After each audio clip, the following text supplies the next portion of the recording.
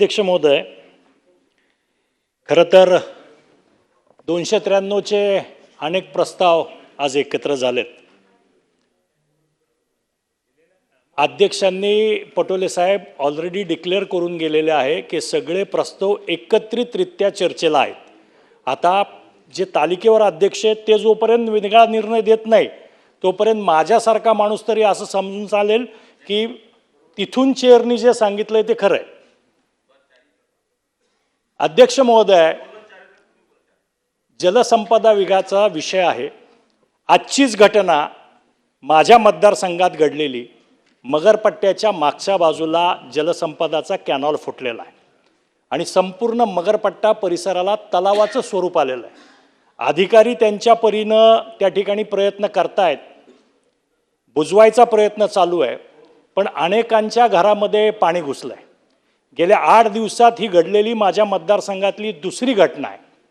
त्याच्यामुळे माझी आपल्यामार्फत विनंती आहे की हे सगळे ज्यांच्या घरामध्ये पाणी घुसलं आहे त्यांचे पंचनामे होत.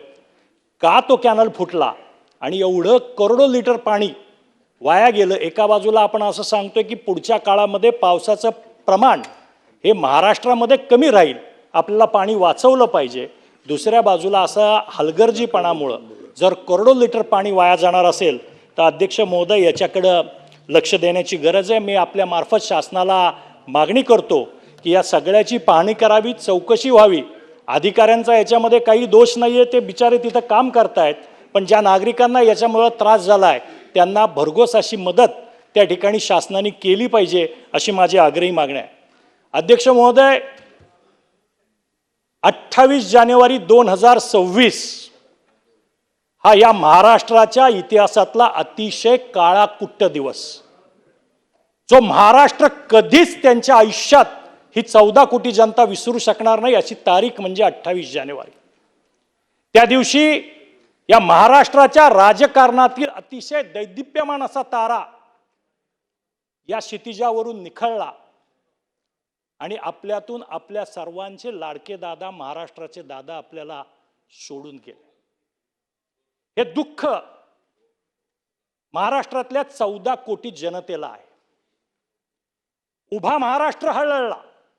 आजपर्यंत महाराष्ट्राच्या इतिहासामध्ये अगदी ज्या माणसाला स्वतःचं घर नाही, ज्याच्याकडं कुठली साधन सामुग्री नाही, त्यांनी पेपरमधला दादांचा फोटो त्या ठिकाणी अडकून श्रद्धांजली वाहताना आपण सर्व महाराष्ट्राने पाहिलं.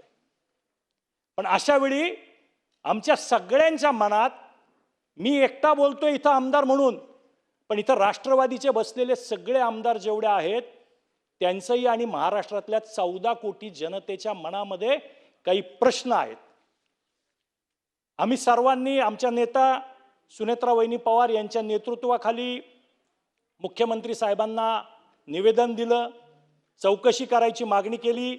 सरकार, मुख्यमंत्री साहेब त्याच्याबद्दल अतिशय समक्षपणे आणि समर्थपणे ती सगळी चौकशी करतील याबद्दल आमच्या मनात पूर्ण खात्री आहे. त्यानंतर आम्ही सगळ्या आमदारांनी एक निवेदन केलं, ते सन्माननीय मुख्यमंत्री महोदयांना दिलं. मुख्यमंत्री महोदयांनी ते स्वीकारलं आणि आम्हाला आश्वासित केलं किंवा या संदर्भातली सखोल अशी चौकशी करून जे जे काही असेल ते समोर आणलं जाईल. पण महाराष्ट्रातल्या 14 कोटी महाराष्ट्रांच्या लोकांच्या मनामध्ये जे प्रश्न आहेत ते विचारले गेले पाहिजेत ना, त्याला वाचा फुटली पाहिजे. आणि म्हणून अध्यक्ष महोदय, मला असं विचारायचं आहे की हे सगळं होत असताना आम्ही सगळ्यांनीच ऐकलं की याच्यामध्ये ज्या गोष्टी होत्या त्याच्यामध्ये हा अपघात का घडला, तर वारंवार सांगितलं जाते, अनेक अहवाल आले, त्याच्यात सांगितलं आले की दृश्यमानता कमी होती, व्हिजिबिलिटी नव्हती. मग विमानानं हा प्रश्न पडतो अध्यक्ष महोदय की अत्यंत कमी दृश्यमानता असताना हे मुख्य कारण सांगितलं जातं. मग अशा वेळी लँडिंग करायचा प्रयत्न का केला गेला? एक महाराष्ट्राचा नेता, उपमुख्यमंत्री त्या विमानात बसलेला आहे. अशा परिस्थितीत जर दिसत नाहीये तर मग विमान उतरवायचं डेअरिंग का केलं गेलं? का विमान वळवून दुसऱ्या एअरपोर्टकडे नेण्यात नाही आलं? का थोडा वेळ थांबवण्यात नाही आलं? हे प्रश्न आमच्यासारख्याला पडलेले आहेत, याची उत्तरं मिळाली पाहिजेत अध्यक्ष महोदय. याची उत्तरं जोपर्यंत मिळत नाहीत तोपर्यंत महाराष्ट्राच्या मनाला शांती लाभणार नाही अध्यक्ष महोदय. मग हे लँडिंग करण्यासाठी ही जी काही messrs VSR ventures private limited company होती, यांच्याकडून काही पायलटवर दबाव होता का की नाही तुम्ही उतरवलंच पाहिजे विमान, दिसत नसलं तरी? व्यवस्थापकाकडून काही दबाव होता का? याची ही चौकशी झाली पाहिजे, याची उत्तरं मिळाली पाहिजेत अध्यक्ष महोदय. असं परिस्थिती असताना मग हे असुरक्षित लँडिंग करण्याचा प्रयत्न का केला गेला अध्यक्ष महोदय, हा खरा प्रश्न आहे. हा महाराष्ट्राच्या 14 कोटी मनामनात पडणारा प्रश्न आहे की जर दादांसारखी अतिमहत्वाची व्यक्ती विमानात आहे तर असुरक्षित लँडिंग करायचा निर्णय का घेतला गेला? विमानानं बारामतीचं जर दिसत नव्हतं, लँडिंगला सुरक्षितता वाटत नव्हती, तर मग दुसऱ्या विमानतळाकडे का नाही विमान उतरवलं, वळवलं का नाही? या प्रश्नाचं उत्तर महाराष्ट्राला मिळालं पाहिजे अध्यक्ष महोदय. दुसरीकडे वळायच्या ऐवजी लँडिंगचा धोका का पत्करला गेला? असा काय दबाव होता? कारण तिथून पुणे तर 15-20 मिनिटावर परत फिरले असते तर 15-20 मिनिटाला आले असते. पुण्यामध्ये बाकीची लँडिंग सॅफ होत होती. मग कुणाचा दबाव होता? का तिथं उतरवण्याचा प्रयत्न केला गेला? का जबरदस्तीने लँडिंग करायचा प्रयत्न केला गेला? हे समजलंच पाहिजे अध्यक्ष महोदय. अध्यक्ष महोदय, सांगितलं काय जातं की बाबा विमानाची ह्या अपघाताची मालिकेच्या बाबतीत काय सांगतं की विमानाचा अप्रोच जो होता तो एका दिशेने होता.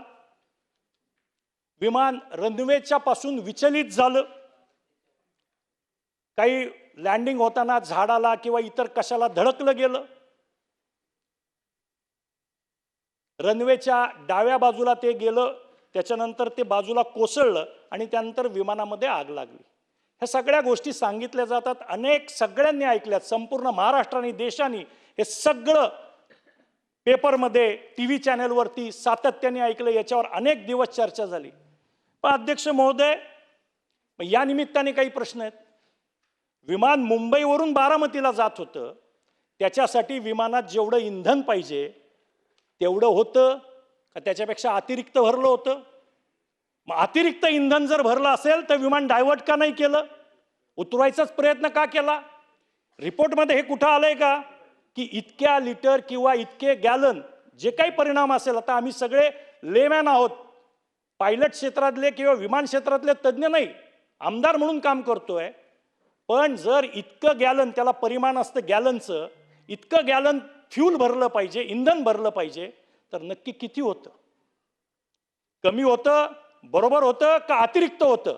मग अतिरिक्त असेल तर अतिरिक्त का होतं? मग अतिरिक्त असताना सुद्धा लँडिंग तिथंच करायचा हट्ट का केला गेला? पुढच्या एअरपोर्टकडे का नाही गेलं? आम्हाला सगळ्यांना दादांचा स्वभाव माहिती आहे. अध्यक्ष महोदय, आदरणीय दादा इतके काटेकोर होते की थोडीशी गोष्ट जर नियमाच्या बाहेर, कायद्याच्या बाहेर जायला लागली तर दादा सांगायचे आपल्याला करायचं नाही. अशा परिस्थितीत हा हट्ट कुणी केला मग लँडिंगचा, दादांसारख्या महत्वाच्या व्यक्तीच्या वेळी? हे सगळं आम्हाला समजलं पाहिजे अध्यक्ष महोदय. आमची मागणी हीच आहे, सगळेच जण आपापल्या परीने दादांच्यासाठी प्रयत्न करतायत, पण याची उत्तरं समोर आली पाहिजेत. याच्यावरती चर्चा होतीये, सातत्याने चर्चा होतीये. महाराष्ट्राच्या मनात असंख्य वेदना आहेत आणि या वेदना सगळ्या त्याच वेळी थांबतील ज्यावेळी या सगळ्या प्रश्नांची उत्तरं आपल्याला मिळतील अध्यक्ष महोदय. त्यामुळे हा एक प्रश्न आहे की अतिरिक्त इंधन का भरलं गेलं होतं विमानात? काय गरज होती अतिरिक्त इंधन भरायची? अध्यक्ष महोदय, माझा पुढचा प्रश्न या निमित्तानं की ज्यावेळी हे विमान उड्डाण करणार होतो मुंबईकडून बारामतीकडे, त्यावेळी या उड्डाणाची सुरक्षा तपासणी ही झाली होती का? ती व्यवस्थित झाली होती का? ती कोणी केली होती? त्याचा अहवाल कुठे आहे? त्याचं सत्यही समोर आलं पाहिजे. एखादी महत्त्वाची अतिमहत्त्वाची VIP व्यक्ती, एखाद्या राज्याचा मुख्यमंत्री, उपमुख्यमंत्री, अशी माणसं ज्यावेळी विमान प्रवास करतात त्यावेळी त्यांच्या विमानाची तपासणी करायची काही यंत्रणा आहे का? त्याची काही नियमावली आहे का? त्याची जबाबदारी कोणाची आहे? हे सगळंच्या सगळं आम्हाला समजलं पाहिजे अध्यक्ष महोदय. त्याच्यामुळं अध्यक्ष महोदय,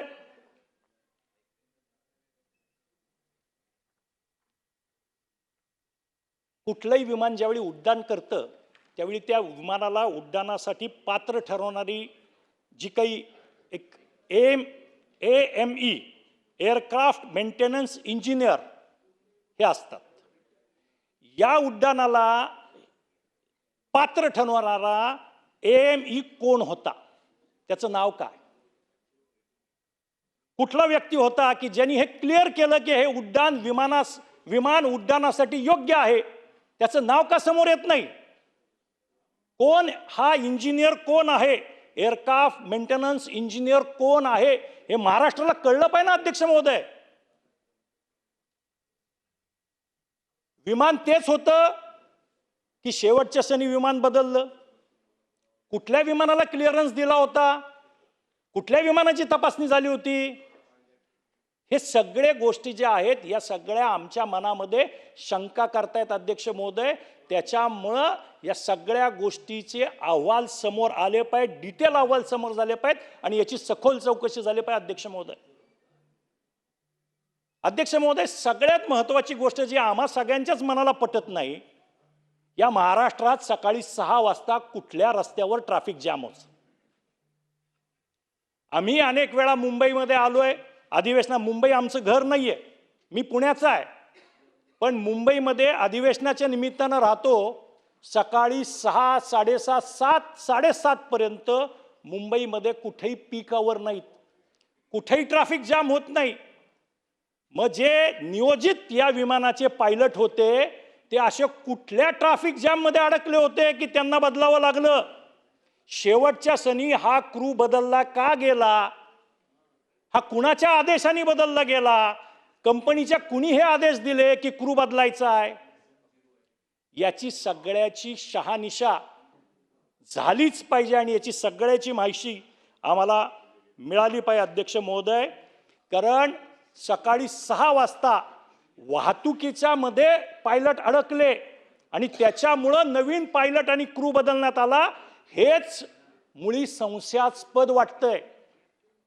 कारण आम्ही सगळे सुद्धा रोज ट्रॅफिकमध्ये फिरतो, कुणालाही सकाळी 6 वाजता ट्रॅफिकमध्ये अडकत नाही. अडकला तर एखादा मिनिट ट्रॅफिक सिग्नलला, अर्धा तास ट्रॅफिकमध्ये अडकतो का आपण कुठे? आणि 6 वाजता कुठले ट्रॅफिक सिग्नल चालू असतात अध्यक्ष महोदय? त्याच्यामुळं याच्यामध्ये अतिशय मोठी संशयाची सुई त्या दिशेने फिरते की हे पायलट का बदलण्यात आले, याचं उत्तर आम्हाला मिळालंच पाहिजे अध्यक्ष महोदय. नाही चेतनजी, मुंबईचे 2 मंत्री आशिषजी शेलार आणि लोढासाहेब इथं आहेत. शेलार साहेब, एक गंभीर विषयावरती इथे लक्ष वेधतायत सभागृहाचं. तुम्ही मुंबईकर आहात, लोढासाहेब बी मुंबईकर आहेत, मी बी मुंबईकर आहे. त्याच्यामुळे सकाळी 6 वाजता ट्रॅफिक असतं का हे आपल्याला निदर्शन ते बोलतायत. आपण जरा लक्ष देऊन ऐका. अध्यक्ष महोदय, माझा कुणावरही कटाक्ष नाही. माझा कटाक्ष जो आहे तो त्या VSR व्हेंचर्स कंपनी आहे. कारण हे बदल शेवट त्या कंपनीचे ते सगळे कर्मचारी होते. त्या कंपनीने का बदलले आणि त्याच्यासाठी एवढं संशयास्पद कारण का दिलं, हा माझा मुख्य प्रश्न आहे अध्यक्ष महोदय. अध्यक्ष महोदय, DFDR आणि CVR याचा लॉंग फॉर्म आहे डिजिटल फ्लाईट डाटा रेकॉर्डर आणि कॉकपिट व्हॉइस रेकॉर्डर. यांच्या डिकोडिंग बद्दल काय माहिती आहे, त्याची अद्ययावत माहिती काय आहे, ही संपूर्ण महाराष्ट्राच्या समोर आली पाहिजे अध्यक्ष महोदय. कारण एक गोष्ट आहे, हे सामान्य माणसाला कळत नाही, सामान्य माणसाला त्यातलं काही समजत नाही. आम्हाला एकच गोष्ट कळते, आमचे दादा गेलेत, त्याचं कारण आम्हाला कळलं पाहिजे की नक्की काय झालं होतं, कशामुळे हे घडलं, कशामुळे हा सगळा प्रकार घडला, हे महाराष्ट्रातल्या जनतेला आणि राष्ट्रवादीच्या आणि या सभागृहातल्या सर्व आमदारांना समजलंच पाहिजे, ही आमची मागणी आहे अध्यक्ष महोदय. अध्यक्ष महोदय, हे सगळं एवढं घडलं, एवढं सगळं झालं. आमचे नेते जयदादा यांनी एक व्हिडिओ सुद्धा पोस्ट केला. त्याच्यामध्ये तो कंपनीचा मालक विमान उडत असताना झोपलाय. काय चौकशी झाली पुढे? काय कारवाई झाली पुढं? का चौकशी होत नाहीये? का कारवाई होत नाहीये? त्यांची काही विमानं थांबवली, 2-4. संपूर्ण विमानांची चौकशी का नाही झाली? कारण अनेक ठिकाणी त्याच्यात आलं की त्यांचे उड्डाणाचे तास भरून गेले होते, तरी त्याचा मेंटेनन्स होत नव्हता. संपूर्ण फ्लीट ग्राउंड का करण्यात आली नाही या कंपनीची? का या सगळ्याची चौकशी झाली नाही? का प्रत्येक विमानाची बारकाईने तपासणी झाली नाही? काही दिवसापूर्वी मुख्यमंत्री महोदयांनी सुद्धा याच कंपनीचं विमान वापरलं होतं. त्याच्या आधी एकनाथ शिंदे साहेब मुख्यमंत्री असताना याच कंपनीचे विमान वापरत होते.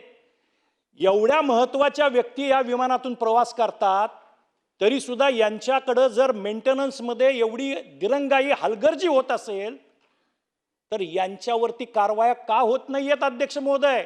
का यांची सगळी फ्लीट ग्राउंड केली जात नाहीये? का यांच्या सगळ्या विमानांना थांबवून त्यांची पूर्ण चौकशी, सखोल चौकशी केली जाते? हा प्रश्न आहे अध्यक्ष महोदय. अध्यक्ष महोदय, कारण काही सांगत प्रत्यक्षदर्शी असं सांगतात आणि आम्ही सगळ्यांनीही टीव्ही चॅनलला बघितलंय की विमानामध्ये स्फोट झाले, अनेक स्फोट ऐकू आले. मग त्या विमानामध्ये इंधनाव्यतिरिक्त इतर काही अज्ञात असा माल, कार्गो भरला होता का? आधी स्फोट झाले, लोकांचं म्हणणं आहे. आम्हाला स्फोटाचे आवाज ऐकू आले. शेवट प्रत्यक्षदर्शी जे सांगतायत, तिथले राहणारे गोजूबावीचे नागरिक, पत्रकार त्यांचे सगळ्यांचे इंटरव्ह्यू घेतायत, ते ऑन कॅमेरा सांगतायत. मग असं काय त्याच्यामध्ये अज्ञात असा माल भरलेला होता, कार्गो भरलेला होता की ज्याच्यामुळे हे सगळ्या गोष्टीचे स्फोट झाले? याच्या संदर्भात काय, कोण खुलासा करणार? कधी खुलासा करणार? महाराष्ट्राच्या जनतेला याचं उत्तर कधी मिळणार? अध्यक्ष महोदय, आज आपल्या मार्फत आमची मागणी आहे की ही चौकशी तडीला लावली पाहिजे. या सगळ्या प्रश्नाची उत्तरं आम्हाला मिळली पाहिजे. अध्यक्ष महोदय, दादांच्या उपमुख्यमंत्री असताना ते विमान प्रवास करणार होते. माझी अशी मागणी आहे, माझी आपल्याकडं विचारणा आहे की ह्या सगळ्या जेव्हा मोठे सगळे VIP ज्यावेळी जातात, त्यावेळी त्यांच्या विमानाची तपासणी करण्याची किंवा त्याचं काही करण्याची कुठली यंत्रणा शासकीय आहे का?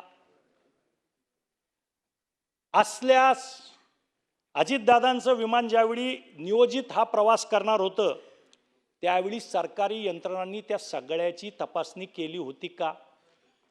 त्यांनी काय त्याच्यात फाइंड आउट केलंय? त्याची माहिती सांगा ना आम्हाला अध्यक्ष महोदय. कारण एवढे अतिमहत्वाच्या व्यक्ती ज्यावेळी जातील, तेव्हा मला असं वाटत नाही की आपण काहीच करत नसतो. त्या कंपनीकडून किंवा त्या एजन्सीकडून किंवा तिथल्या त्या इंजिनियरकडून कसलेच आपण अहवाल पडताळून पाहत नसू. आणि असं जर असेल दुर्दैवानं, तर हे अतिशय गंभीर आहे. हे बघितलं गेलं पाहिजे ना, हे सगळं आपली यंत्रणा पाहिजे ना. त्याच्यामुळे याच्यावरती खुलासा झाला पाहिजे अध्यक्ष महोदय. ही माझी आपल्याकडे आग्रही मागणी, आमच्या सर्व आमदारांच्या वतीनं आग्रही मागणी. आता या VSR कंपनीवरती का कारवाई होत नाही? का उशीर होतोय? अपघात झाला हे तर स्पष्ट आहे, क्रू बदलला गेला होता हेही स्पष्ट आहे. मग या कंपनीवरती, कंपनीच्या मालकांवरती का कारवाई होत नाही? त्यांची चौकशी का होत नाही? त्यांची सखोल चौकशी का होत नाही? त्यांच्या नार्को टेस्ट केल्या पाहिजेत अध्यक्ष महोदय. हे जे पायलट बदलले गेले, त्या 2 पायलट जे सांगतायत की वाहतुकीत सापडलो, त्यांच्या पण नार्को टेस्ट करा ना. त्यावेळी सत्य समोर येईल की हे खरंच ट्रॅफिकमध्ये सापडले होते का ह्यांना कोणी सांगितलं होतं तुम्ही जायचं नाहीये तिथं म्हणून. त्यामुळे अध्यक्ष महोदय, या सगळ्या गोष्टी ज्या आहेत, या गोष्टींवरती प्रकाश पडला पाहिजे. ही माझी आपल्याला 14 कोटी महाराष्ट्रातल्या जनतेच्या वतीनं आज आग्रही मागणी आहे अध्यक्ष महोदय आपल्याकडे. अध्यक्ष महोदय, याच्यामध्ये अनेक बाबी आहेत. माझ्याकडे आता एवढ्या बाबी आहेत की बोलायला लागलो तर 4 तास सुद्धा पुरणार नाहीत. अध्यक्ष महोदय, अध्यक्ष महोदय, आमचा स्पष्ट त्याच्यातून एक आहे की या विमान कंपनीने सुरक्षा मानांकनाकडे दुर्लक्ष केलंच होतं. हे आमचा स्पष्ट आरोप आहे. या कंपनीची विमानं खराब असताना सुद्धा ही कंपनी सेवा देत होती. या कंपनीची विमानं हवेमध्ये उडत होती. जेव्हा की त्यांची मेंटेनन्सची जी काही मर्यादा आहे ती ओलांडली गेली होती. त्यांच्या इंजिनच्या मेंटेनन्स असतील, त्यांचे बाकीचे मेंटेनन्स असतील, याच्या सगळ्या सीमा ओलांडल्या होत्या. यापूर्वी सुद्धा या कंपनीच्या विरोधात अनेकदा तक्रारी झाल्या होत्या. पण कुणाचा वरद असतं या कंपनीला की त्या तक्रारींकडे कानाडोळा केला गेला. अध्यक्ष महोदय,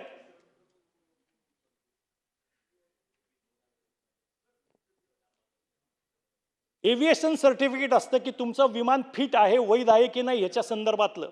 अध्यक्ष महोदय, हे ज्या अपघात झाला ज्या विमानाचा, अपघाताच्या वेळी ह्याचं सर्टिफिकेट वैध आहे की नाही याची स्पष्टता सुद्धा नाही. अध्यक्ष महोदय,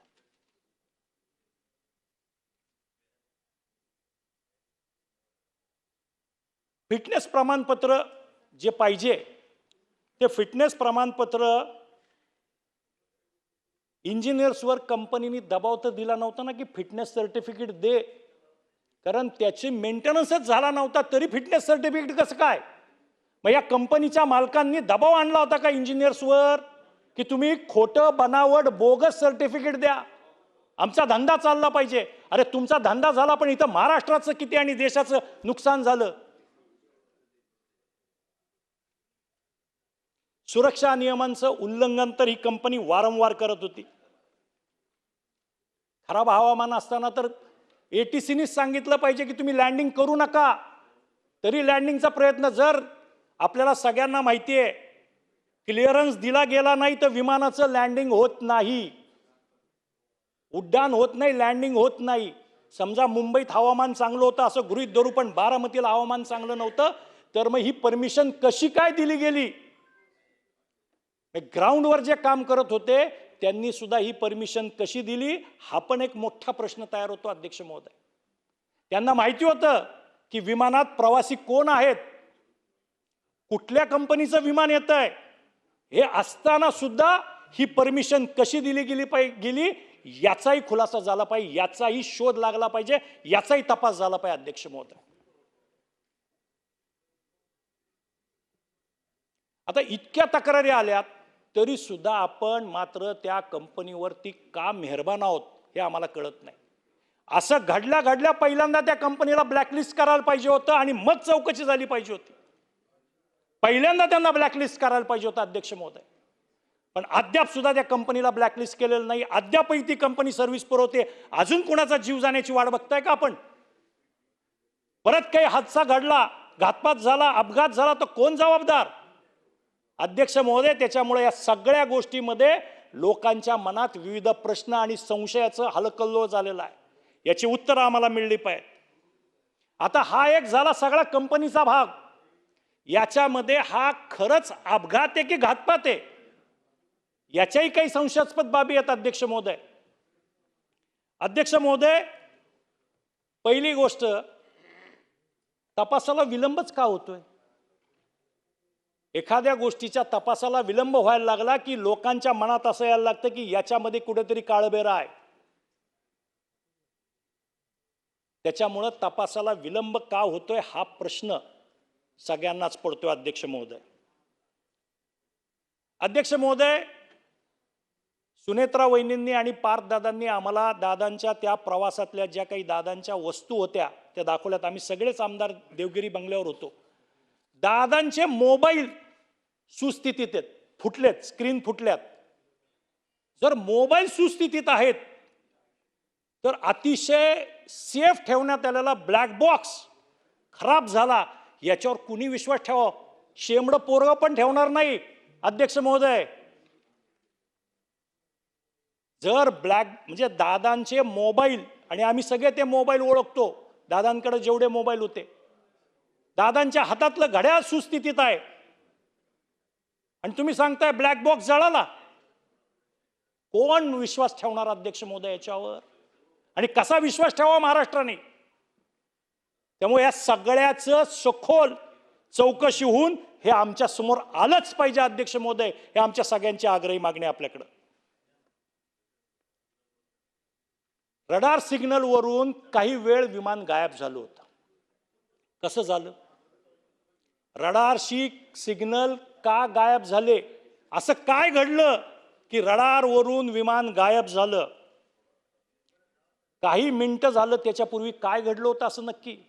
मग हे गायब होण्यासाठी कुणी त्याचे काही सिग्नल बंद केले, जाम केले?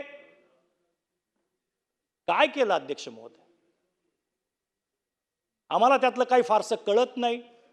पण सर्वसामान्य माणसाच्या मनात हे प्रश्न पडलेत ना की एखादं विमान हे रडारवरून नाहीसं कसं होऊ शकतं अचानक काही मिनिटं? काय घडलं होतं असं? कशामुळे ते नाहीसं झालं? कारण आम्हाला कळतं की रेडिओ तरंग असतात, ते रेडिओ तरंग तिकडं जातात, ते अँटेना रिसिव्ह करतात, एकमेकाला आदान प्रदान होतं आणि तुम्ही पाहू शकता. मग हा कुणी बंद केलं होतं का आतमधून, का खालून बंद केलं? हे सिग्नल कसे जाम केले गेले याचं उत्तर कधी मिळणार आहे अध्यक्ष महोदय? अध्यक्ष महोदय, तिथले गोजूबाई मधले नागरिक सांगतात की आम्ही मोठा आवाज ऐकला, हवेतच आवाज ऐकला आणि त्याच्यानंतर विमान खाली आलं, त्याच्यानंतर विमान कोसळलं. आम्ही बघतोय अध्यक्ष महोदय, असं चाललेलं विमान एकदम असं झालं आणि असंच खाली आलं. अध्यक्ष महोदय, अनेक जण विमान प्रवास करतात. विमान किती हलू शकतं हे इथं बसलेलं आपणही अध्यक्ष महोदय विमान प्रवास केलेला असेल. विमान थोडंसं तिरकं होतं पण 90 अंशात. मग ते नागरिक सांगतात ते खरं आहे का की आधी स्फोटाचा आवाज ऐकला आणि त्याच्यानंतर विमान तिरकं झालं आणि विमान खाली आलं? नक्की काय खरं काय अध्यक्ष महोदय?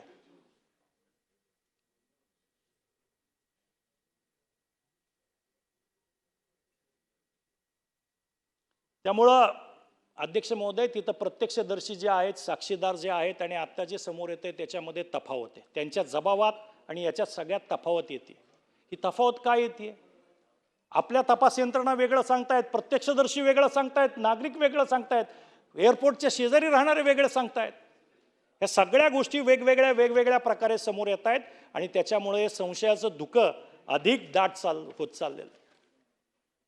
असं वाटतंय महाराष्ट्रातल्या जनतेला की कुठंतरी हलगर्जीपणा होतोय.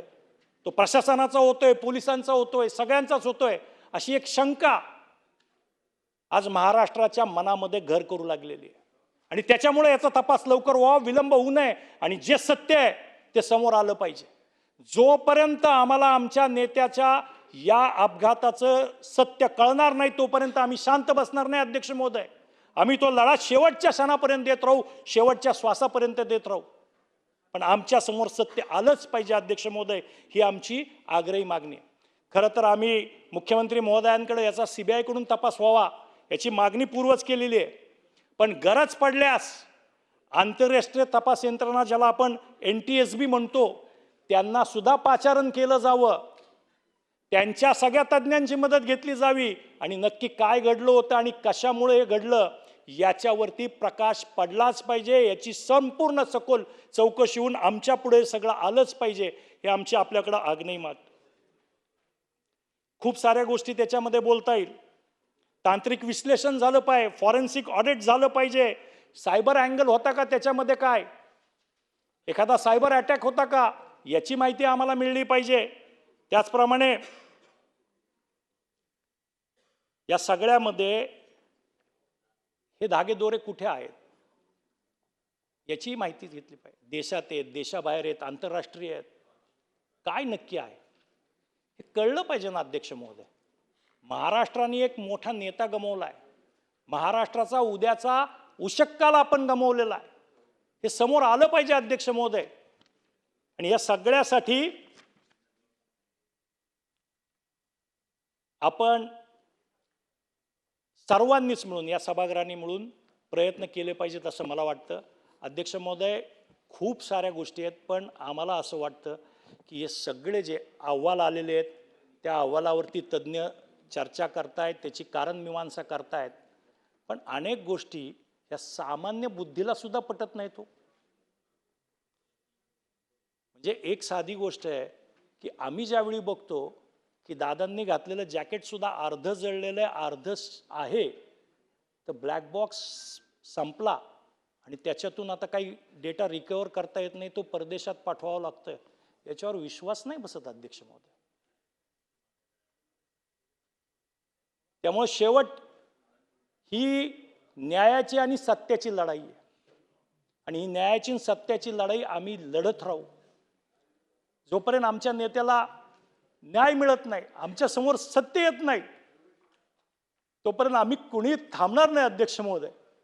अध्यक्ष महोदय, हे आलं पाहिजे, सगळं जनतेच्या समोर आलं पाहिजे, महाराष्ट्राच्या समोर आलं पाहिजे. अध्यक्ष महोदय, आजही आम्ही सगळेच जण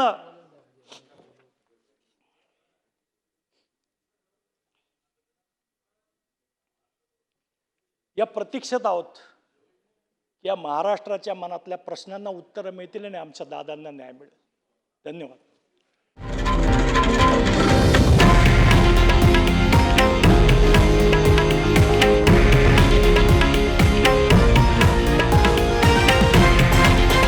हे आहे देशातील नंबर 1 न्यूज नेटवर्क आणि आपण पाहत आहात TV9 मराठी, एकमेव.